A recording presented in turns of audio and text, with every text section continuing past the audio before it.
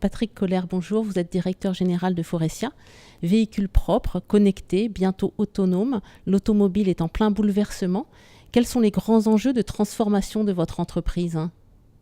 Nous souhaitons que Faurecia devienne l'un des 10 premiers groupes mondiaux d'intégration système automobile. Ça veut dire que nous soyons capables d'apporter des solutions innovantes, de rupture, aux clients finaux. Et ça implique bien sûr qu'on les connaisse et partout où ils se trouvent.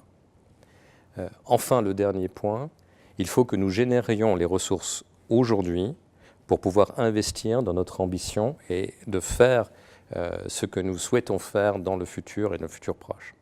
Vous parlez souvent du cockpit du futur. Est-ce que vous pouvez nous le décrire ? Alors le cockpit du futur, c'est en fait l'intérieur du véhicule lorsque la voiture sera autonome. Elle ne sera pas autonome du jour au lendemain, elle va passer par différentes phases d'autonomie. On y est déjà aujourd'hui.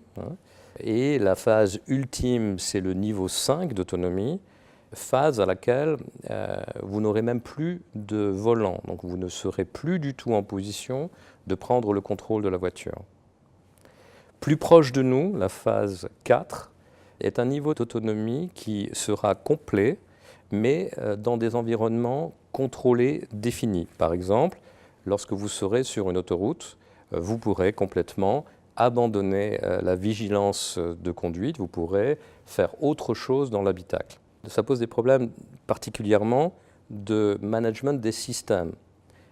Si vous pivotez votre siège, par exemple, eh bien, les points fixes qui existent aujourd'hui et auxquels sont accrochés par exemple la ceinture de sécurité ou les airbags, eh bien, demain ne peuvent plus être localisés au même endroit et devront donc accompagner la rotation du siège.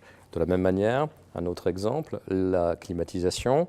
Si vous avez un angle par rapport à la direction du flux d'air, eh bien, vous allez vous sentir mal. Et donc il faut aussi que l'on adapte l'ensemble de ces fonctions à ce que va faire l'utilisateur.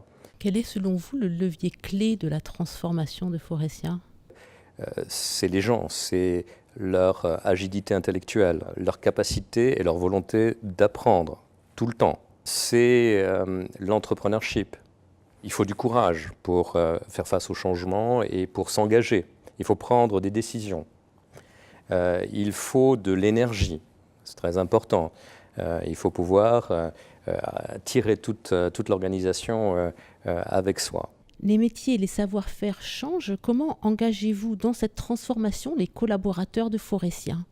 Alors d'abord, il faut pas qu'ils soient hostiles au changement, et ce n'est pas le cas chez nous. Dans l'automobile, le changement, c'est quelque chose que l'on connaît bien. On est en changement permanent et depuis de très nombreuses années. Donc il n'y a pas cette hostilité. Il y a au contraire une volonté de s'engager et à chaque fois de voir plutôt quelles sont les opportunités que les risques. Il faut de la formation.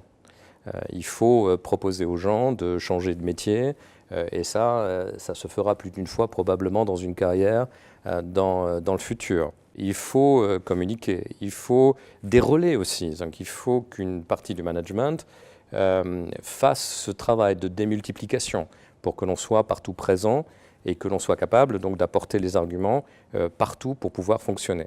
Et ça, avec humilité, c'est-à-dire qu'on ne détient pas la vérité. La vérité est changeante, la vérité évolue et donc il faut aussi que les gens comprennent ça. Ce que l'on souhaite faire, demain ça peut éventuellement s'ajuster, mais en gardant des caps qui sont très clairs. C'est pour ça qu'il est important chez nous que nous ayons des objectifs qui sont liés à des axes de développement que tout le monde comprend.